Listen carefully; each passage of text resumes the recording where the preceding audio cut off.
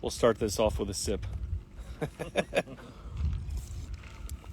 All right, guys. So, as promised, with no preparation or warning or anything that goes involved with trying to do a proper, discussion with people, I am inviting Matt Hopkins to join us for a live where we'll talk about his run for presidency and how he plans to tackle some of his stuff. So let's get live here. All right. Let me see. Am I high enough? Come on, Matty G. All right. Are you joining now? Hey. Oh, that wasn't bad. I'm on. Maybe I should scrunch down some.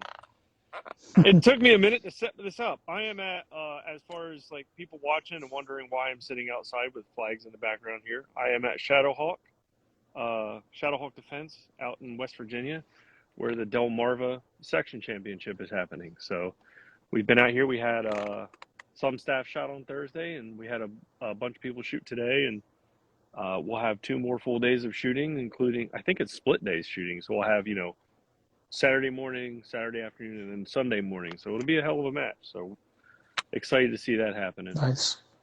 But, apparently I'm in Delaware also, right? Yes, that I have heard. You live in Delaware now, don't you? Yeah, I'll actually be out at the match tomorrow. No, I still live in Kansas City, so we'll stop that rumor right now. Yeah.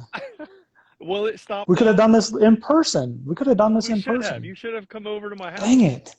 I live in Delaware. Dang it. For those that don't know, I live in Delaware. Go Fast Don't Suck is actually an LLC out of Delaware, live in Delaware.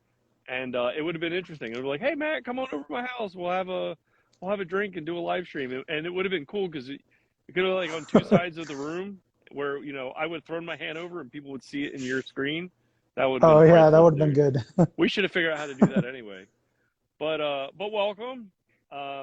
Last time we spoke was many months ago, 3 or 4 months ago, about your presidential. I think it was in December, wasn't it? We talked in December about bylaws. I don't think we talked in December about. Yeah, that was different. That was area director business. So this is presidential run business. Got it. It's about the same thing though, right? Not really. Not really. If you were the president, you wouldn't really matter where you lived. If you're the area director, it really matters where you live. That's true, yeah. Oh, well, Matt, I've been reading some of the stuff you've put out. Sure. Well, I can't keep up with all of it. Honestly, it's awesome. Like, I started doing these because people weren't talking to everybody, and now everybody's talking to everybody, and I'm just tickled pink. Like, I blame it on myself. Like, now you guys got to talk to everybody. I like it. I think it's good. It's not back in the day when you could just write a page in the USPSA magazine and call it quits and see if you got elected or not. So it's quite different than even 2 years ago.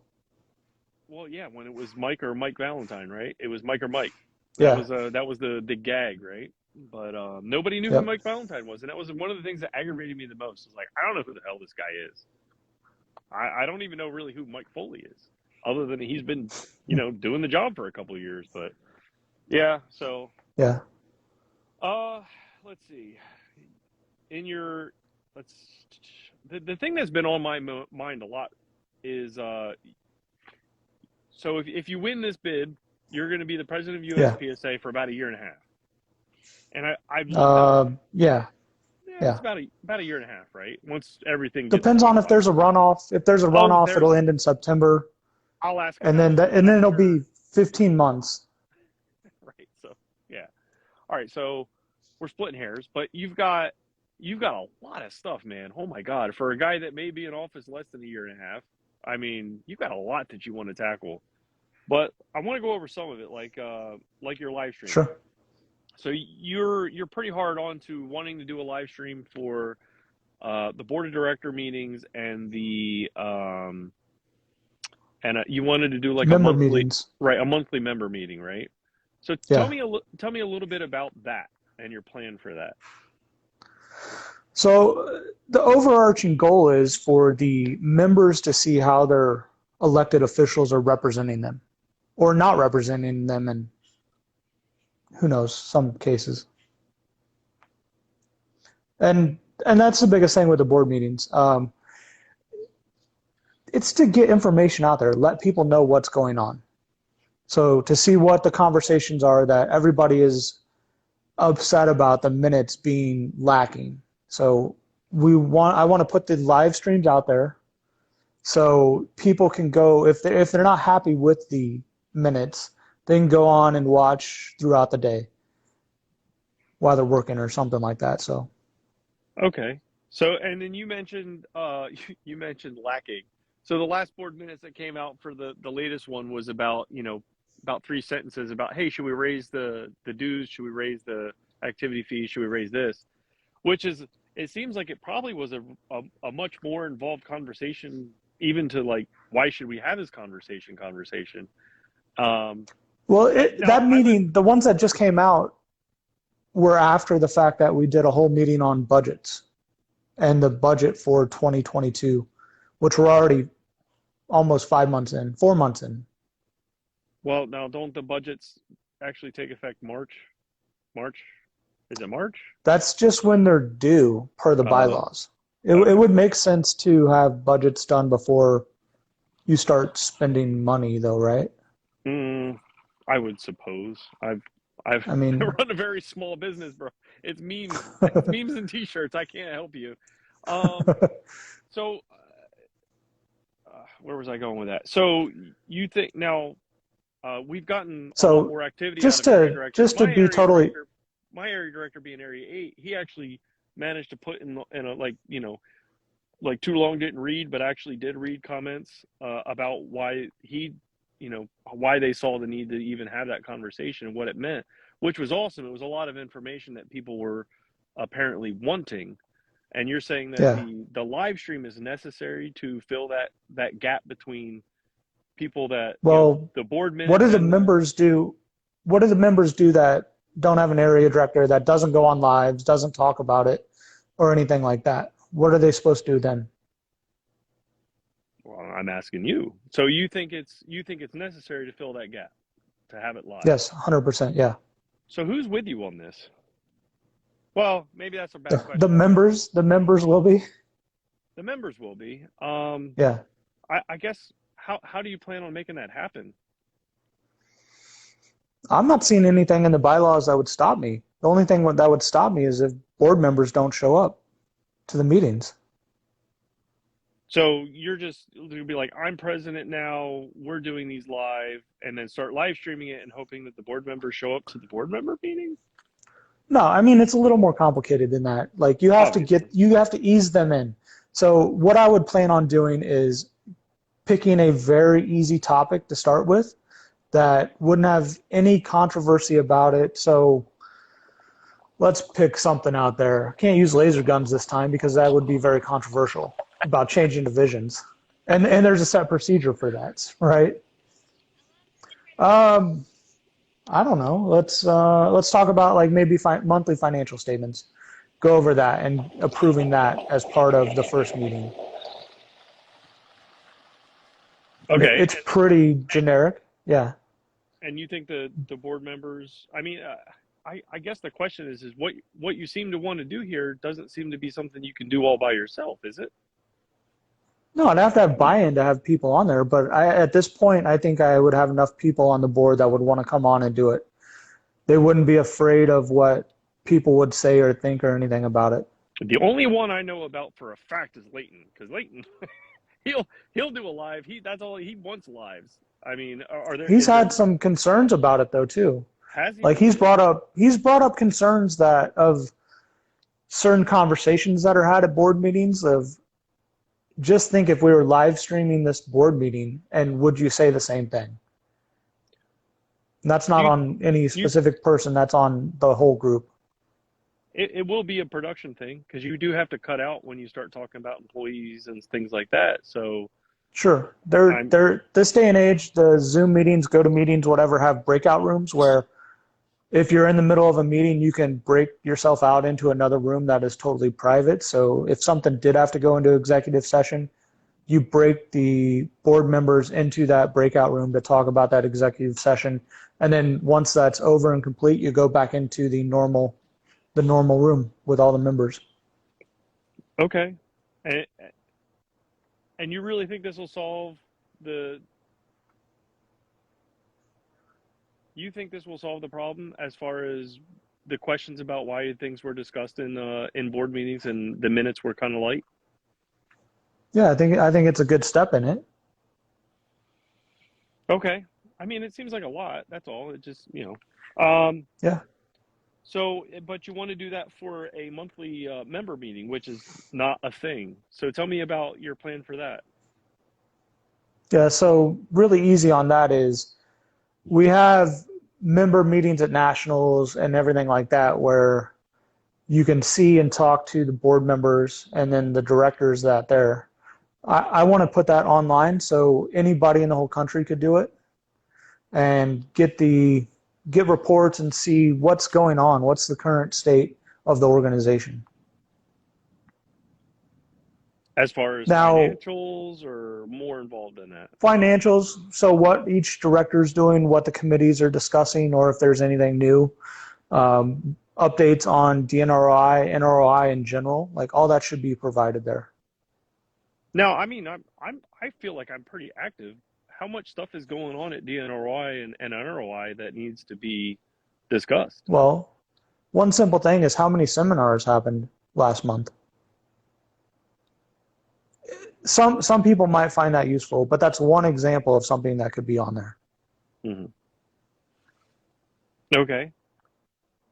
All right. So, another one of the Q&A stuff that had came up was you had mentioned your mentor program being what's needed to kind of help clubs grow. Tell me about that.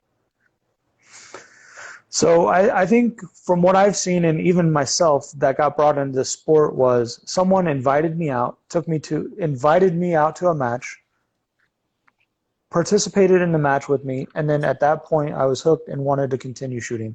So what I would want to implement is some way for if a person brings someone out to a match, they get signed up, we should incentivize that and help them with that. Okay, that's noble. How? How do you think you can incentivize that? Well, you could do from the top down, mind you. This is, you being the president of USPSA, this is something you'd like to see. How can you make that from your position? I take the idea to the board. I present the positives or negatives at that point. If we do an incentive program about giving them money, you'd be like, okay, so if someone takes 10 people out, they get $10 as a credit or a check at the end. Checks would be hard about payments and stuff like that. We'd have to figure out something about maybe $10 credit to Go Fast Don't Suck where they could get a t-shirt or something like that, or dry fire targets, right? Or pro grip or anything like that. Don't make this about me. I've already made this about me. I've got me covered. A vendor. So, okay, so a vendor. Better. Yeah. Okay, so you think some kind so of the downside there would be some output from the organization. Sure. If someone brought in a bunch of new members. And with you guys just now having conversations about whether or not we're going to make budget or need to dip into some funds or something like that, I mean, is that really do you still think like a financial incentive to get people to bring new people to the matches is the road to go down? Well, the organization is getting $40. And you're having to give a $10 credit out. I mean, it makes sense to get $30 or nothing. If they bring that guy into the organization, not yeah. Oh, right, okay. Yeah. Not if they just bring him out to their. So like if they sell, it'd be like a reference on a job. Some companies have references for job like employees that start. You get a certain amount of money for it. Something like that. So if you bring someone on and they become a member, you get a credit at that point.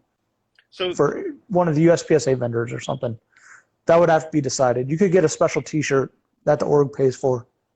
So the way that question seemed to be written was asking you what you could do to help support the local clubs.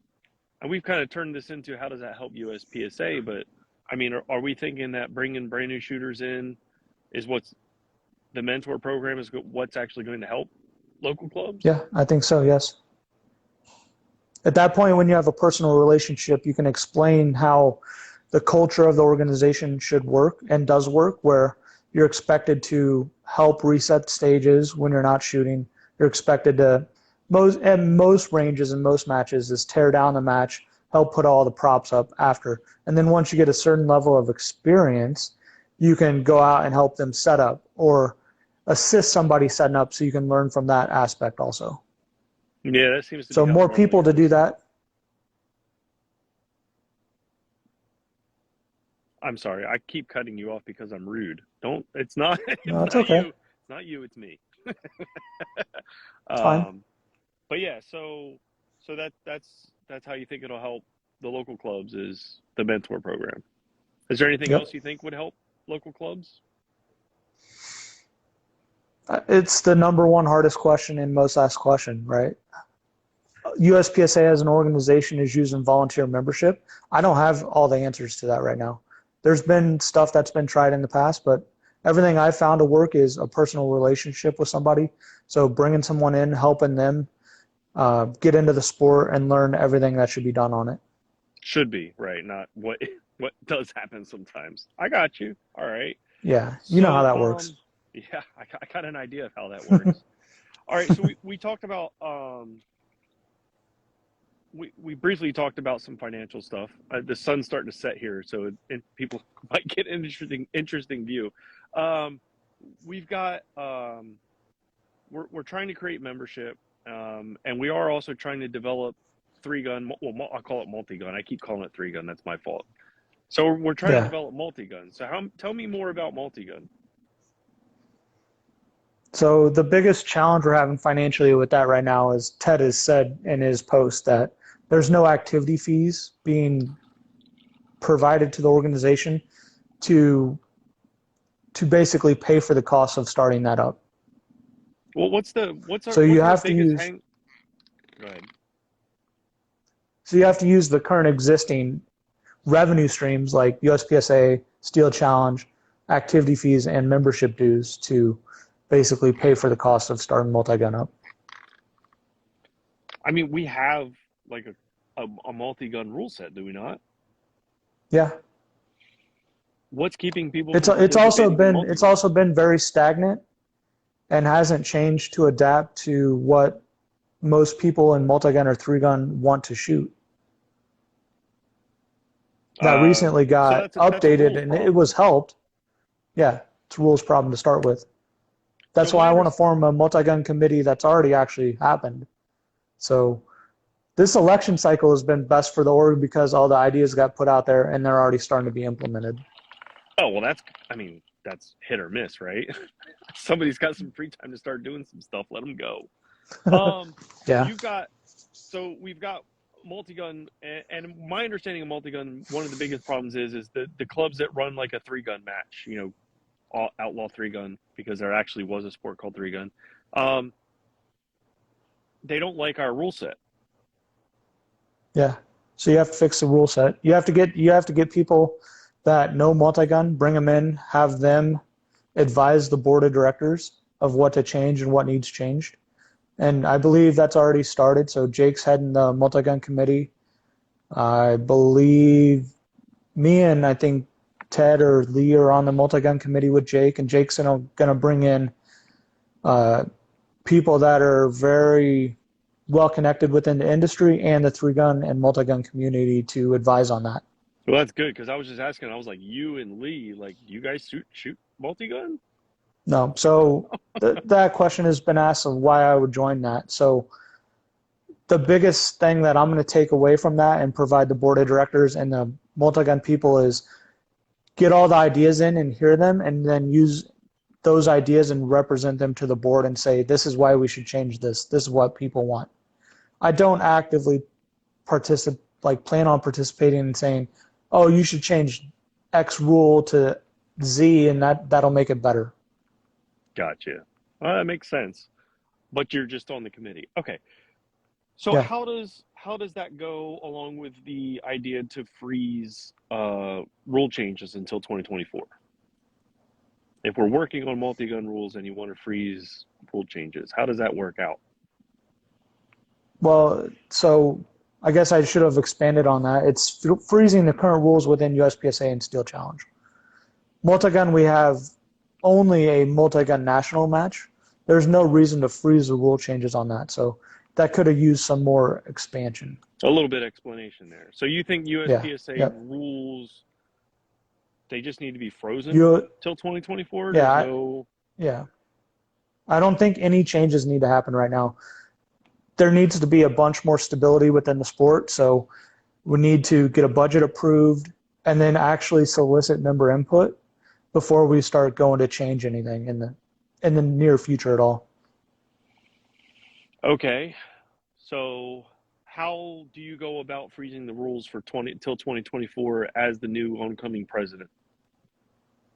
So working with the board. So as part of all the bylaw changes, the board already agreed to do no changes this year. Hmm.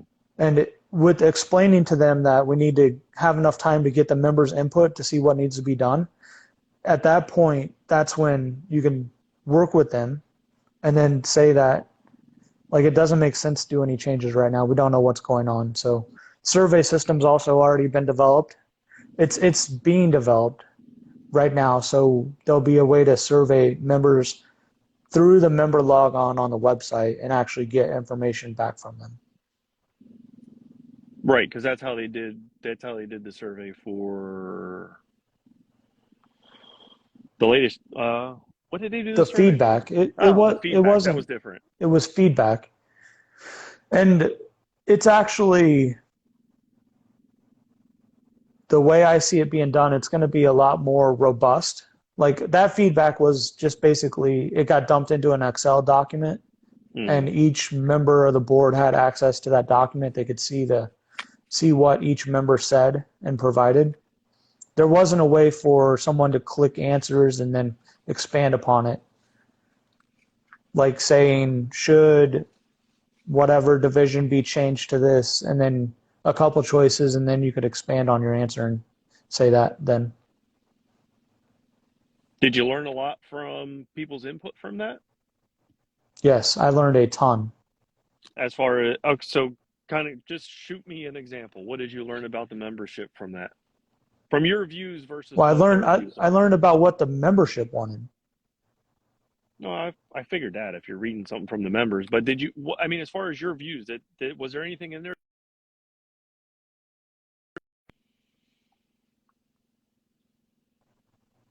Oh, I don't know if that was me or you. I am up in the mountains of West Virginia, so That was you. That was you, I think. so Either did way, go ahead and what I was repeat it. asking. Yeah, what I was asking was, did you learn anything more specific about like a view you had, and there was a lot of people that had an opposing view? So I don't think I had. So the biggest thing was Article 3 that people had problems with. You're changing the heart and soul of the organization, which it was put out there bad. There wasn't a lot of information provided of why that needed to be changed, but Mm-hmm. that was strictly a requirement to keep the incorporation and change it back to how the org was originally incorporated. Sorry, I'm putting my Now, did I old think it man needed to sweater be on. changed? No, it's fine. Did I think it needed to be changed? No, I would have looked into to actually updating the incorporation documents, and I actually looked into it. It would have been, I think, less than $300 to submit changes to Delaware State to change those documents. There would have So, been some risk on that. There's some risk that you have to resubmit for nonprofit status and all that through the government, that they wouldn't have approved your status again. So it did make sense to change them back to how they were originally submitted, so the org didn't have to go through that risk and being possibly put as a for no longer a nonprofit company. understood. So yeah, that would be within today's environment. That may have not been a great idea.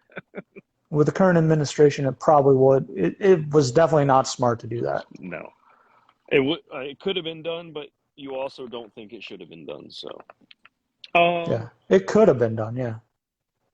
so you talked about term limits. Why are we talking? Why do we think there should be term limits? So, do we want to have the same people on the board forever? Are you asking me? I mean, yeah. I'm So, getting kind of elderly. I think getting new people in, new ideas, new representatives, this shouldn't be a lifelong appointment. You should get in there, help to make the organization better, and then get out. And 2 terms is more than enough to do that. Okay, fair enough. I'll try to remember that next time I have this interview with you in about 2 years. Or no, I guess if you get elected a second time, Be it would six only years. be six and a half years, 5.5 Well, years. like 5.5, yeah. Um, so honestly, right now I'm seeing more interest in area director, people trying to run for area directors and section coordinators, and hell, presidency has what, 6 of you's running, 5 or 6 of you's running. So that's a Five lot of more us. than there used to be interest anyway. Um, Yeah. it seems like we're getting to a point where people are deciding for themselves they want to start voting people out. Do you think it should still be something that you implement from the top down? I would try to put that suggestion out there and list the reasons why, like, to do it to the board of directors. But then I'd also request, like, I would request to have that put as a survey to the membership and see what they say. Okay, well, let's say the survey comes back and says, yeah, we want to do it, but the rest of the board of directors say, well, we don't want to do it. Put the survey results out to the members, and the members that want it have to hold their area directors responsible for that. Gotcha. Well, okay. How Yeah, how much someone that's how in much of 1 year into a 4 year term, there's not a lot you can do. how much do you see for like actual participation in these discussions that, as far as the amount of USPSA members are actually paying attention to what's going on right now? I think if you prove that you're actually going to take the feedback in and not just disregard it based on your own opinion, I think more people will get active. I look at IDPA; they just put a survey out to their membership. I don't know what the actual total of responses were compared to their membership because they don't put the membership numbers out there active. And that's another big thing. People like see the number 34, 35,000. That's not active members. That's current. Well, I don't know. That's not members that have shot something within the last 12 months. That's why I'm saying for active. So we got active members that are shooting. I understand that. I'm asking about Yep. active members that are actually participating in these discussions and voting and all of that jazz. I mean, how much do we actually think people are participating? Oh, well, it's roughly around 25 to 30% normally in elections. So I'd expect something very close to that in the feedback. It might not be that many, but we'll see. Are we And hoping are what is our hope here? Is our hope that the feedback is giving you information about the same 25%? no, that's overall, that's a percentage of the whole membership, but that's a representative percentage that you have to take and use. I guess the question I was trying to lead you into is do we see that this survey is improving members' participation in voting? Like for the elections, Oh yeah. no, I don't see it's typical of any it's typical of the US elections also, right? 25% of the people actually vote, barring previous this last one. Come on, man. What I've do we got have like hope. Half of the reason I'm doing these damn things is to get people to go out and actually oh, let their opinion be it would be known. awesome. It would be awesome. I would love to have that. But if you I want have only half the membership actually participating, like actively shooting a match, to expect anything more than that to actually go out there and vote is kind of nonsense, really. so let's see. All right, so let's talk about nationals. Yeah. So Dang, yeah. reach past my old man sweater to get my little notebook. That's it. That's my last note, unfortunately. Okay. Um, you're you want to do? I've heard you say it two different ways. You want to do one big handgun nationals. and Yeah, also that so there's several nationals. So tell me what the plan is there. Why would we want to do one nationals, handgun nationals anyway? so you have a certain number of resources, right? Hmm. Employee hours, employees, income for the match. That you have to either you can use that over six matches, or you can use that over a couple matches, right? And the reason I say a couple is you can't put multi-gun and two-gun on the same range at the same time on the same stages as the USPSA or a steel challenge match. It just doesn't work. And that you So would you'd have to either have not be worlds. interesting for one or not interesting for the other. So yeah, I agree. I can't see how it's possible to put a multi-gun match on it on a steel challenge setup. Can you? All right, so hold on. Now I was just thinking USPSA. You're thinking Steel Challenge. So you're thinking No, that no, Steel I'm not. Challenge. I'm Well, just hold on. You're thinking. Help me understand. What it sounds like is Steel Challenge, USPSA, multi-gun, separate nationals. yeah, yeah. Well, right now, handgun alone, including PCC, we have something. What is it, like 4 or 5 nationals? You're going to condense that down to one nationals? So what do we have? We have low cap. Boomer. Yeah. So And then that's we have carry revolver. optics, and then we have big four. Yeah. So we have three handgun nationals right now. Well, we have three USPSA nationals. Okay, Then we have world speed, multi-gun, and two-gun. but that should be one nationals. You think? I think you could make that happen as one national. It's been done in the past. It's easy, like it's easy to figure the math out. I actually looked it up. The number of unique competitors that shot in 2021 was around 950. 2020 was around 900. So to get that many people in a match, you'd have to have a 5-day match with 30 bays, and you would be able to hit those numbers.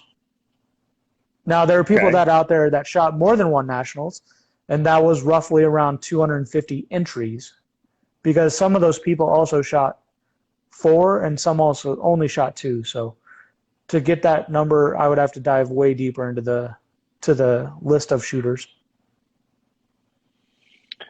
Okay. So other than the like top 10% that shoot each one, I mean, Most people, 75% of the entries for nationals are unique people that only shoot one nationals.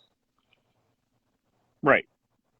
That's the hell. That sounds even like a less percentage than what I was thinking was 10. So, um, I can't math that hard. So I'm trying to figure it out while we're talking about this because Sure. I've never like hell when I went and shot revolver nationals, it was literally just revolver nationals. I Yeah. shot carry optics nationals. It was hell. I think it was carry optics unlimited at the time. It was just the two. I mean, they paired it Yep. up so you had carry optics limited and open PCC or something. It was a while ago, Open production, maybe, I think. something like that. I don't know, but I Yeah. mean that was all in one like match, one Yeah, it's like a back-to-back event, format. right? But you showed up in different days, kind of thing.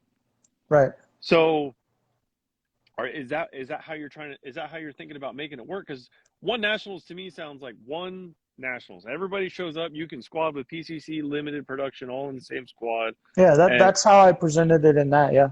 really Yeah. interesting. I think PCC, I suggested to have it as part of the two-gun match. So I have multi-gun world speed, two-gun PCC match, and then a handgun nationals. Hmm. So four matches. Now I'm not known to be like the deep throater of PCC, but that sounds kind of like excluding That's PCC from that's the like the feedback I core of got. So USPSA. Really? yeah, and no, I got feedback that it was excluding it, and PCC shooters want to actually shoot handgun stages, which is fine. And if they want to do that, you could easily incorporate that in. If you incorporate all 8 divisions, I think you have to go to a back-to-back format because there's too many different divisions in there, and you do basically 4 divisions, 4 divisions. Now, what does back to back mean to you? Uh, a staff match, and then a match, and then a turnover, and then a match. I would have one staff match for that event. The turnover Otherwise, meaning otherwise, otherwise, you're going to have the staff on the range for 12 days. 2-day staff match, 3-day match. that's Do what that was again, scary. and then you have one turnover day. That's 11 days on the range. We would have huge staff issues with that, and that's what we experienced at two-gun or back-to-back nationals last year. Hmm. It was an 11-day event. You're So mostly getting if we had retirees. one big nationals, yeah, and if we had one big nationals, it would be a 3-day staff match and a 5-day match. That would put you on the ground for 8 days if you were going to do staff and match. So How it's many 3 less days than what we currently had last year at one of the matches, not including all the other ones adding to it. are you seeing any kind of feedback from people that like being able to shoot different divisions for the nationals? Yeah, there has been some feedback that people think that it would water down competition and that not all the best shooters would be able to win their whatever category, class, division, and they wouldn't be able to compete in all of them. And is that so? When you have like a broad, we have like, would you say 900 shooters, and the top Yeah, 10% of them are like, well, I don't get to win each division. it's not even that. It's literally like 10 people maximum. It's not even close to 10%. And I think 10 is a lot on that number. I'm just being generous. Well, I was the one that came up with some. Oh, you think it's even less than the number 10, not 10%? Okay, gotcha. Yes, yes. All right. Well, as I mentioned at the beginning of this, I only had the one little page of notes because I Yeah. find the things that I want to talk about, and then that's what we talk about. So right now, what I want to do is open it up to the people that are watching right now. So if you guys have any questions that you want to ask, throw it in the comments. We'll talk about whatever questions you've got. Because I mean, while the oncoming president may not be the most the longest term that we've ever had for a president of USPSA, there may be a lot of influence that goes into this as being the new USPSA president with the managing director thing happening. So, so if you guys have any questions, throw it down here in the comments, and we'll talk about it. I just kind of need your questions. Otherwise, we're gonna wrap this up soon, so I can light this bonfire. It's gonna be ridiculous. All right. I'm not getting anything. Number of active members. Alaska Shoots. Oh, you got Alaska something. Shoots asked, so same match basically ran 3 times. No, it would be one match ran twice, once with staff, once with competitors, and then you would change over, and then you would run a second match. If we're going to do the back-to-back format like that. Like any other like area match or anything like that. You staff shoots on their allotted time, and then all of the Yep. other competitors shoot at the same time. You could be squatted with anybody from a revolver guy shooting next to PCC, which is awesome. All right, Yeah, you production could. Yeah. division is dying. What can we do to fix it? Does it need to be fixed? So that's the first question we got to ask. Are divisions what they are when we created them? Which we know that's not true. Everything has evolved at this point. And then you would do we change them to what the market is doing or what the gun industry overall is doing? Do we let them die and go away and create new ones? We need to answer that first. And then the second thing is we need to answer what each division is once we have the first answer. So if we let divisions die, you just keep them the same, don't change them, and then you just create new divisions. Well, okay, so let's assume production is broken. That's the reason we're not getting what. Well, why do you think? Let's ask that question. Why do you think production has not seen the numbers that they've seen So in the past?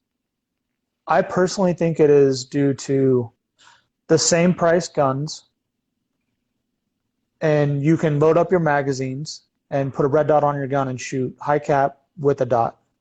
Carry optics is what is hurting production, no matter what anybody says. Okay, so carry optics is the wham bam, thank you, ma'am. It's it's open on the It's Ford cheap, budget. so just think, people are buying the same guns as production guns, so that's Mm-hmm. cost is the same. Mm-hmm. People are always upgrading their base pads, so that cost is the same, either carry optics or production, right? The only difference is optics at that So, point, cost-wise. So if you could spend a couple $100s on an optic and shoot carry optics with high cap mags and a dot, like, you're going to go do that. Most people are, and well, that's evident in the participation. you brought up high cap a couple times. Do you think whatever stuff your mags or 15 round production is a fix, or do you think that's not actually going to help anything? I think I don't think you would bring new people into the sport. I think you would pull people from limited, and you would essentially kill limited. That's my division right now. Stop trying to kill my I division, Matt. I don't want to kill it. I don't want to. It's not I going think anywhere. limited and open are one of the only divisions that everybody knows exactly what they are. They're not trying to make them something else. So, uh, divisions dying and such. So there's been a couple different things happening. You've either got people that want 2011s in carry optics, or you got people that want 2011 carry optics as a separate division. I'm glad you said that correctly, because most people are saying single action and carry optics, and that is not what they want. They want 2011s and carry optics. So you said it correctly. Well, I'm just not going to play the wordsmith game. Like, Yeah, exactly. what is your opinion as coming onto this? What do you think?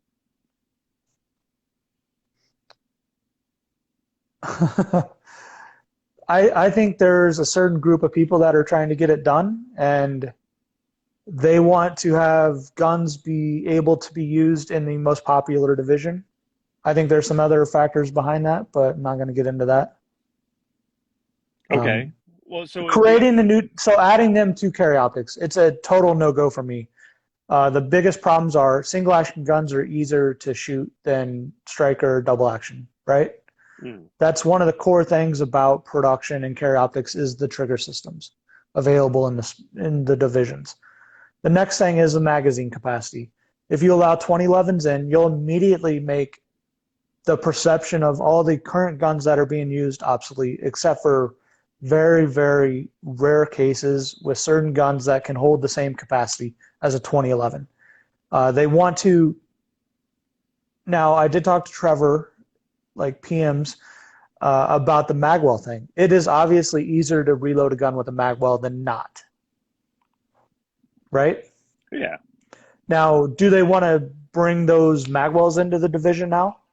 Because that's even more of an advantage, because 2011s have a huge assortment of magwells, and they've been proven out over the last 30 years that 2011s have been around. So there's a lot more options. If you had to go on and find a XD and get a magwell, it doesn't have the options or the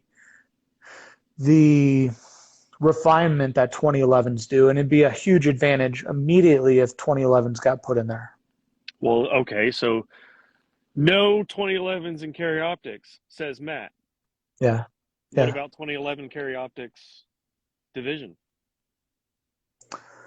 So I don't have a problem with adding a division for it. I don't think it'll even get the participation of single stack now. So do we really need a division for that little of a percentage of the organization? That's a bigger question. Like, should there be minimum participation levels with divisions to keep them in there? Just a question. No. Well, so what And would what it that take? percentage should be. What would it take for you as the president to say, you know what? I've been convinced. Let's do carry optics 2011's division.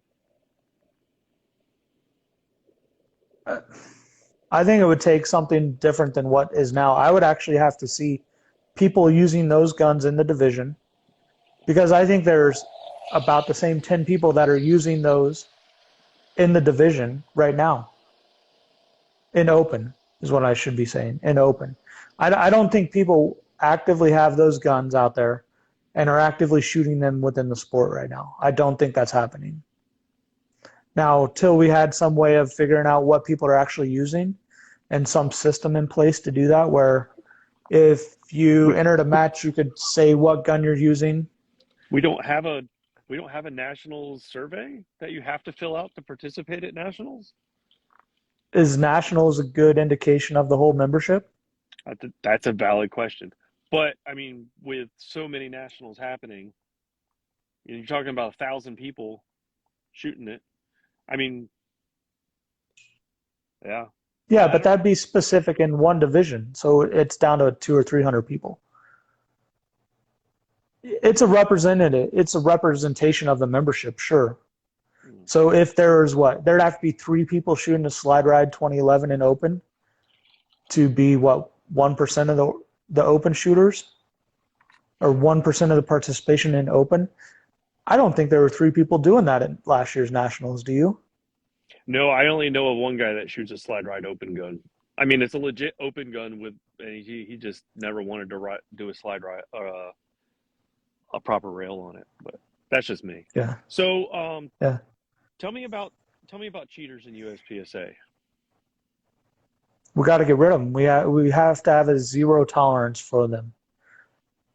They should not be in the sport. It makes everything,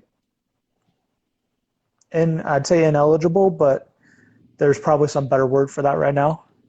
Like Right. it negates the fact of anything else if you allow them in. So, well, I mean, allowing. So, how do you plan on weeding them out? Like, how big Use of the a technology we have and find out like are you USPSA Insights? Just tell me now, Matt. you caught me. I'm in digital marketing. I live in Delaware and I'm insights. You got me. I've been blamed of being whoever that is too. I'll say him, but it's just from general lack of not knowing. Sure. Um. That person admitted what industry they're in today on a public post, so Oh, that'll nice. help the people that are worried narrow it down a little bit. I guess maybe to Yeah. their friends list. Um. Yeah, who So knows? we we know we've had cheaters in the past. We've kind of weeded them Yeah, out through. I mean, Ben does a pretty good job of finding like blatant cheaters and really pegging them for it. But like, how bad is the guy that like edits his score because and we don't realize that it was like there was circumstances. I mean, sure. how far deep down this rabbit hole are we going? Are we hiring somebody to like keep an eye on No, people's edits or no. something? You can use technology and leverage technology and put certain flags up that make it basically give an alert, and then you would have to have further review on it. I don't think it's that prevalent. Like, are we talking about the guys that shoot 150 power factor at their local match and claim major?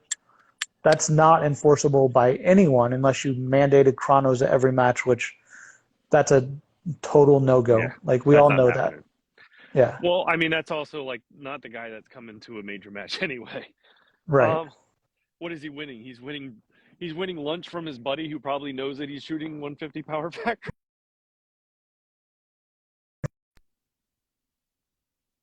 Rutro. I think I cut out. There you're back. Okay. Is that me or you? Uh, I, I I don't know. I've got Okay. solid bars. My only problem is I walked over to the fire pit to try to set it, and my lighter won't light. So I don't know. All right. So we talked about cheaters. Round counts. I don't understand that question, Smith. Yes, low cap mags. I don't know. People are talking. Optics are the way of the future. Entry level guns or carry optics 2020. Some of these questions are not making sense.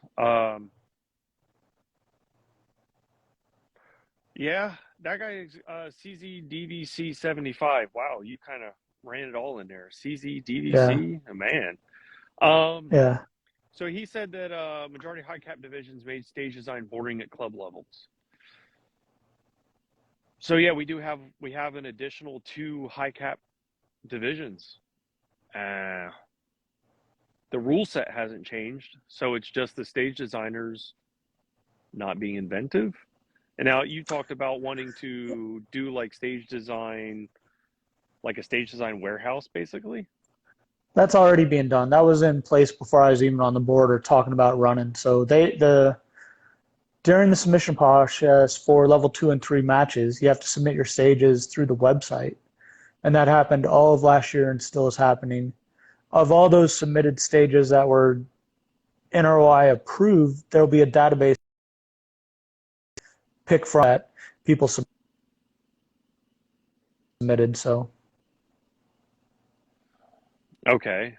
And you think that'll help people be more inventive with their stage no, design? I think that's one of the things you could do. I think there's some interesting ideas out there about how you can limit the maximum number of targets available from a position. People have talked about that. I think if you put a best practices guide out through the actual organization and put that out and said, if you're going to set up this stage and you have this scenario where you have basically like 2 ports really close to each other, like should you put the maximum number of 8 rounds in each of those positions, or should you do something else? Like you can put that information out there to help people, but I think the most interesting one is the maximum number of rounds available per position, not just what is the current rule? It's like maximum number of required. If you make that available, I think that would change some of the issues on that. So you can't have more than 8 rounds or whatever that number becomes. Again, back to my previous observation, though, with you wanting to lock up rules till 2024, there's really no movement that we can do on Competitor that. equipment rules. Competitor equipment rules. So Oh, that's different. yeah, it's just competitor equipment. We shouldn't be changing that. I also talked about popper calibration in the same thing, so it'd be hard to change popper calibration rules if If you I weren't locked them up. changing any rules, right? Right. All right, I'm looking for some more questions. I think that same timing though is to figure out what we're actually doing. Like the org has been through some pretty massive changes within the last what 9 months, 10 months. Like it needs to get some stability. You need to get a elected president in, replace an area director if one of them gets hired. You need to get a managing director in now that the bylaws are changed, and let them actually get in and evaluate stuff. Like right now, everything's changed. Like no one knows, no one has a good feel of what's going on. Everything's so new and changed up. So there's not anything that you'd want to see like reverted or anything like that before you realize like let's just not make any new rule changes. No, just leave everything as they are. Like people are talking about reverting rules back to what 2014, no 15 production or something like that. Let's not do that. Like I think it's way too hard to put the cat back in the box or whatever that saying is. Just leave everything as is. Flashlights. Crotch optics. I don't care about that. Like I think the rules like that change was good. Putting the flashlights in, we've all seen that it's not a non-issue. There's very few people doing it. It's not to an advantage over not having a flashlight on your gun. So it was a huge issue how that was done, not what it was, right? It was really weird. Oh, somebody asked a How's Ted question. doing? Oh, Ted's not here. Let's see. What about combining low cap divisions? What about combining low cap? What about So combining low cap people are divisions? talking about combining all the low cap division into a low cap division. Sorry, I was making faces because my letter failed me, and Mike is sitting here on the range, and he might go light the fire. I'm getting old man cold over here. No, it doesn't. People are talking about combining all the low cap division. I think you got to figure out. You put revolver in there, it's at a disadvantage over any of the other 3 that are in it. Well, there's also people that want to see limited 10 go away. So, and they just want to see revolver go away. So, people want that. I don't think it's the best thing right now. Oh, I think it's the best thing, period. I think there's, I don't know. I got my own opinions about that. So, um, with, help me understand. This is one of the questions I have. Uh, you want to lock the rule set till say 2024, and that's one of the things that you're kind of running on. Is Yeah. that something that you can do as the president of USPSA, or is that just something you can do as another What board can, member? yeah, no, you have to do it with multiple board members to lock it. Get them Oh, all in agreement to not do any changes, to certainly. work with them. What I'm looking at when I see some of these things that people say that they want to do is that they say, and I'm looking at it going, well, you can't do that on your own. You, Yeah. the president of the USPSA is now basically an additional board member. I mean, there's Yep. obviously other things like running nationals and such, but there's no sway there other than you being the president and asking for something to happen and trying to convince the Yeah. others to do it. Is that not something you can do now as Area 3 director? So, like in essence, the president is one vote out of nine. But the thing is, the president is going to be voted on by the national membership and be the national representative to the board. They're going to lead the board meetings, so they'll be able to set agendas and stuff like that. So if you have something that came up like a rule change, it goes on there. You could set the agenda and talk about it, but you can also put stuff like put an agenda item about discuss how to fix the stage design issues. Like that can go on there. Okay. All right. I mean, I'm trying to get a handle on expectations versus reality. Like, I don't mind you guys saying you want to do a bunch of awesome things. I'm just curious how you actually plan to make it happen. Yeah. Is there anything else that you wanted to talk about while we were on here? No, we just got a question about the financial condition of USPSA and will dues be increasing? I saw that, but I also thought that was not a presidential race conversation. I thought that was something No, else. it's an area director conversation. So yeah, It is. yeah, So that makes sense. So yeah. So as as far as as a candidate running for president, I don't want to make any changes to any activity or membership dues right now. I wouldn't do it if I came on as president either. okay, well, let's ask a question about that. Right now can mean right now, as in this year's budget, which will already be enacted by the time you get in office, or right now as in your entire term. My entire term. So okay, it's a fair enough question. You don't want to see any increases in membership dues. No, none. Okay. What about activity fees? Now, hold on. Let That's me preface this a little non-negotiable. bit.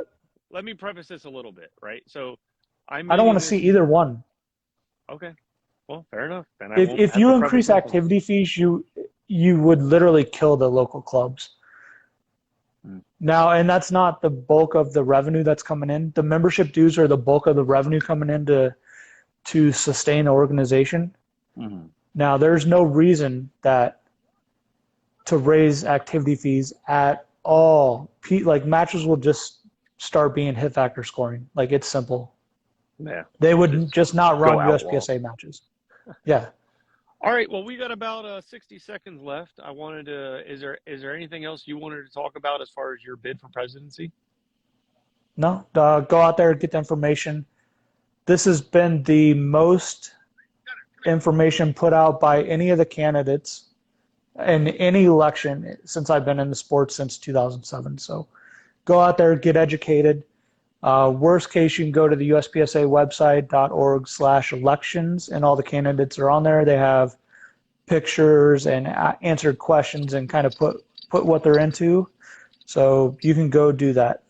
Yep. That's the best Pictures, way to get. bios, and Q&As. It's actually pretty Yep. well done. And Yeah. I've said this so many times. My biggest thing about this is getting you guys to talk, letting people understand your point of view, and then having them go out and vote. So even if Yep. the only 26 people that ever learned anything are the 26 watching right now, and there are 26 new votes, please just go vote. It'll be on your USPSA page. You won't be able to miss it. Just log in with your USPSA number and call it a day. Matt, thank you very much for coming on. It was awesome talking to you once again, and I'll catch you on the range sometimes. All right, man. Good talking to you. See you All tomorrow. right, guys, take it easy.